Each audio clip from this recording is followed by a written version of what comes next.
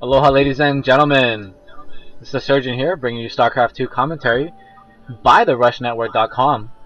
Go check out the RushNetwork.com for all your live StarCraft 2 casting needs. As this is a replay, but it is me live casting on my Ustream account as well as at the RushNetwork.com. Go check out all our great casters over there.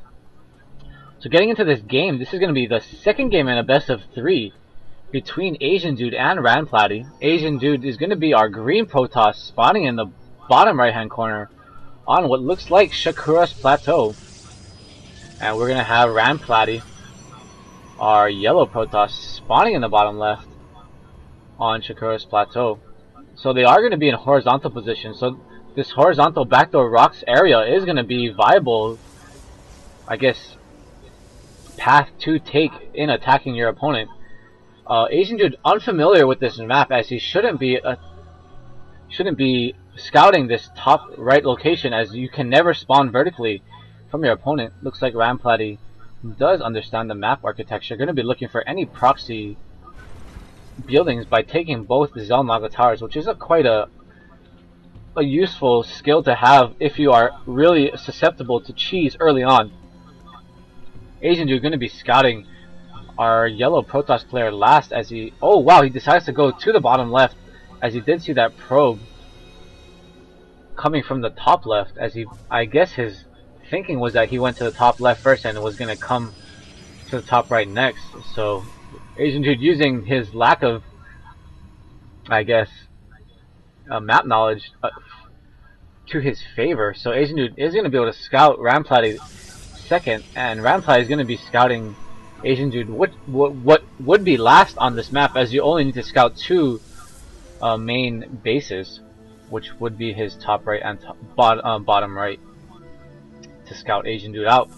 So both players, looks like the production tab shows that Cybernetics card coming after Gateway, so identical build as the first game that was on Blistering Sands that AznDude did take. So AznDude does have the advantage in this matchup, or in this match I should say, being up 1 game in a best of 3. Really needs to win 1. Could go for some cheese if he wanted to, but I believe AznDude is not a cheeser. He's just really solid player, knowing his build, as he did do a nice Blink Stalker build in the last match. Go check that out at my YouTube channel, the Surgeon TV, as well as my Ustream account, which is the Surgeon TV as well as check me out on the RushNetwork.com. We'll be doing a lot of casting for the RushNetwork.com.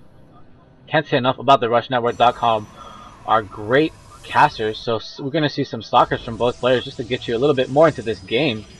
AznDude continuing to produce probes quite well as our RandPlaty, although it looked like he did have idle probe, which wasn't an idle probe, just waiting to get into that gas, as there was a line to get into that gas. Always a line to get into the bathroom. Not as bad as women's, but sometimes you do have to wait a little bit for that urinal. So AznDude going to be throwing down looks like a second gateway, and RandPlaty going to be going for a second gateway as well. So both players identical production facilities at the moment. Look at the units tab. We do have RandPlaty a little bit ahead on the probes, but not by much, just 1. While 1 stalker is out for both players, as well as a second stalker coming for AznDude, being Corona boosted, as well as a sentry for RandPlaty. So we're going to see a gateway heavy unit composition from both players, although there is a robotics facility coming down for AznDude. Let's see what RandPlaty's tech choice is going to be.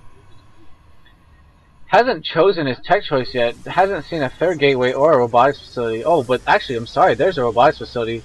I was on the units tab instead of the production tab, so that was kind of throwing me off. So you're going to see identical builds from both players here, just continuing to macro up their armies. No one really wanting to push out onto the map. RandPlaty doing a nice job to get that Xel'Naga tower. Going to see 2 stalkers going to be pushing up here. Let's see what his reaction is going to be to these 2 stalkers. AznDude going to hopefully take a peek and see what the army is like. Doesn't want to get force fielded, but no reaction time there from RandPlaty. RandPlaty just going to throw down a force field and prevent the units to come up that ramp. But I believe they could get up that ramp, and these units could push down that ramp. And yes, they do get through, so they're going to be trying to go against the stalkers. Stalker's going to do just a get out of there. They're just going to run away, as they do not want to engage that Zealot and heavy stalker army. So robotics facility is down for both players. Production tab showing that a robotics bay going down for AznDude. Looks like he doesn't want that Colossi tech. As well as it looks like he's going to throw down his natural expansion. So a fast expansion from AznDude. So it's up to RandPlaty to either put the pressure on or go for his expansion as well. Observer is out on the field for both players, so they're both going to get a nice scout of each other's bases. But I feel like RandPlaty is going to be a little bit behind if he does not throw down his natural expansion. There can be some epic games here on Shakur's Plateau, as there are 14 mineral patch bases on this base, 7 on each side. We did see a 60-minute game between HeyPro and a Terran, as a Terran turtled very hard and was able, I don't believe he was able to win that game, as he did run out of resources, and Broodlords were the end of that Terran player who was turtling, throwing Planetary Fortress in the middle of the map, right around here. It was a really amazing game. Go check that out at theRushNetwork.com. Robotics Bay for RandPlaty just finishing. First Colossi actually finishing for AznDude, so both players deciding to go for that Colossi tech, as they feel this is going to be a little bit more of a macro game, as the rush distances are a little bit far on this map. Although if RandPlaty was able to break down these backdoor rocks, he would be able to make use of that Immortal, as the Immortal tears through backdoor rocks as well as Stalkers, but really not that much of a force out for AznDude. Really does see that. Let's see, does he see that there's a push out on the map? Where is that observer for AznDude? Trying to find this observer, and he did see the push out from the Protoss player. The Protoss player going to be throwing the proxy pylon down here behind the bushes that are closest to AznDude's base.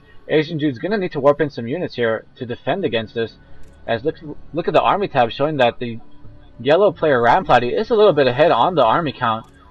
Units show that just Immortal and 1 Colossus out for the yellow Protoss, while AznDude, the green Protoss, has 2 Colossi, as well as a bunch of Stalkers and 3 Zealots to defend. Looks like he's going to need to force field his ramp and then reinforce with Stalkers, or maybe some Zealots here, if he decides to push up. And the Observer is going to be catching a glimpse of all of this army coming in for RandPlaty. He's going to try to push up this ramp. Will he force field his ramp?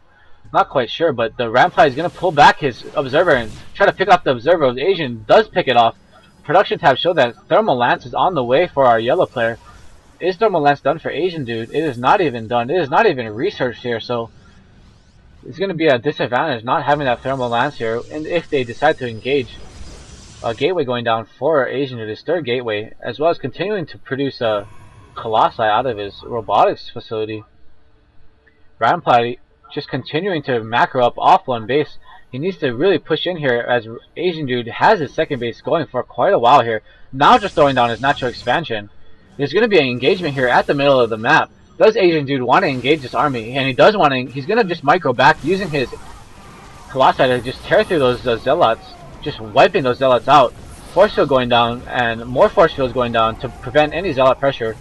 I'm not sure who threw those force fields down, but the 3 Colossi are going to be the difference here, as AznDude is able to mop up this force from RandPlaty, as the Thermal Lance did finally finish, but just a little bit too late there for RandPlaty, and as he only had 1 Colossi. So going for that Thermal Lance did put him back 1 Colossi in the production.